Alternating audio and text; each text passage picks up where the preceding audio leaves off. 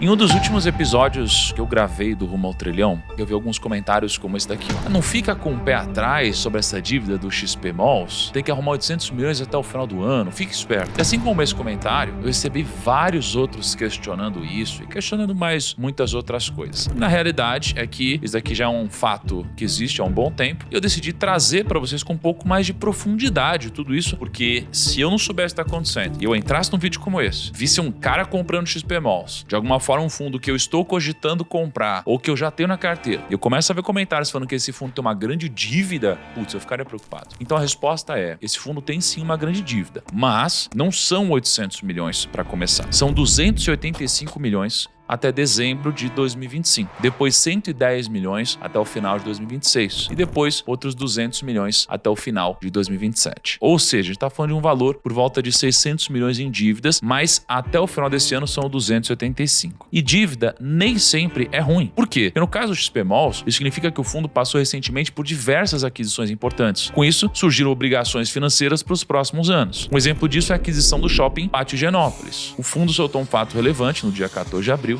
dizendo que ele adquiriu 10,04% desse shopping. São mais ativos que o fundo vai colocando na carteira dele. E com isso ele vai ficando um pouco mais endividado, ou diria um pouco mais alavancado. Agora, a pergunta que fica é: será que eu deveria ficar com o pé atrás em relação a essa dívida? Será que o fundo vai conseguir pagar toda essa grana? Será que essas dívidas são boas? Será que elas são ruins? É isso que a gente vai ver no vídeo de hoje. Mas antes de mais nada, clica no botão de like aqui embaixo e se inscreva no canal para continuar participando dessa nossa saga juntos. E vamos para a pergunta que vocês tanto querem saber. Será que o XP Malls realmente está muito alavancado? Na verdade, antes de responder essa pergunta, a gente precisa entender o que é alavancagem dentro do mercado de fundos imobiliários. E relaxa que eu não vou tomar muito seu tempo, não. Eu vou tentar ser o mais breve possível para que você absorva esse conteúdo todo sem muita firula. Antigamente, quando o fundo imobiliário queria comprar um novo imóvel para sua carteira, o que ele fazia? Ele emitia cotas. Então ele vendia cotas para os investidores. Os investidores entregam dinheiro para o fundo ia no mercado e, de posse dessa grana, ele comprava o imóvel. Beleza? É muito simples. Qual que é o problema de fazer isso? O problema é que o fundo precisava ter o dinheiro quase que inteiro para comprar o imóvel. Então era um processo muito mais demorado e engessado. O tempo foi passando, o mercado foi evoluindo e se sofisticando até a gente chegar no modelo como é feito hoje, que é por meio da alavancagem. Isso não é nenhum bicho de sete cabeças. Você mesmo se alavanca sempre que você vai tomar um sorvete e passa no cartão de crédito, por exemplo. Ou quando você compra um carro financiado. O fundo imobiliário faz a mesma coisa. E sabe o que é o mais interessante? Geralmente você parcela em uma vez, duas vezes, às vezes 6 ou até mais vezes, dependendo do que você for comprar. Mas no caso dos fundos imobiliários, os prazos são super longos. Olha o que está escrito no último relatório gerencial do XP Malls. Tá vendo que está escrito ali em cima obrigações CRIs do fundo? Antigamente o fundo emitia mais cotas, vendia no mercado, captava o dinheiro e comprava mais imóveis. Hoje um fundo imobiliário pode emitir um tipo de dívida que o mercado chama de CRI, que são os certificados de recebíveis imobiliários. Aí assim ele emite essa dívida, as pessoas investem e ele consegue captar recursos e comprar o imóvel. E esse é um dos principais mecanismos de alavancagem no mercado de fundos imobiliários hoje. E foi isso que a gestão do XP Malls fez. Repara que ele tem 4 CRIs, 2 emitidos em outubro de 2018 e 2 emitidos em dezembro de 2021, que vão vencer lá em 2033 e 2036. São prazos longuíssimos, de 15 anos. E todos eles vão ter uns juros ali de inflação, mais alguma coisa, ou CDI, mais alguma coisa. Aí você pensa, primo, mas então só tem esses 4 CRIs que o XP Malls usou para se alavancar e comprar novos imóveis? A resposta é não. Existe uma outra estratégia que os fundos imobiliários usam, que se chama Seller Finance. Eu sei que o nome é complexo, mas ela é bem simples de entender. Ao invés do fundo emitir um CRI que vai vencer daqui a 15 ou 20 anos, o Seller Finance simplesmente é uma promessa de pagamento num prazo bem mais curto, tipo 1 ou 2 anos. E nesse caso, ela vai ser corrigida por IPCA mais 0 ou CDI mais 0. Só o indexador. Olha só esse caso do XP Malls. Eles soltaram um fato relevante ali em dezembro, falando que iam comprar 25% do Jundiaí Shopping, mas ao invés de fazer toda essa estrutura de emitir um CRI e pagar daqui 15 anos, eles simplesmente vão ter um prazo menor. Se você pega o fato relevante e desce um pouco mais no final da primeira página, tá escrito lá, segunda parcela e terceira parcela, com correção por IPCA em 2025 e 2026. Ou seja, é um prazo de 1 aninho somente. E aliás, só puxando um dado muito simples aqui, tá? Oh meu Deus, que preocupação! Nos últimos 12 meses, eles receberam 60 691 milhões de reais só de aluguéis, taxas de entradas. Isso daqui não é tão preocupante assim. Como eu comprei o fundo XP Malls por recomendação do nosso analista de fundo imobiliário, e obviamente eu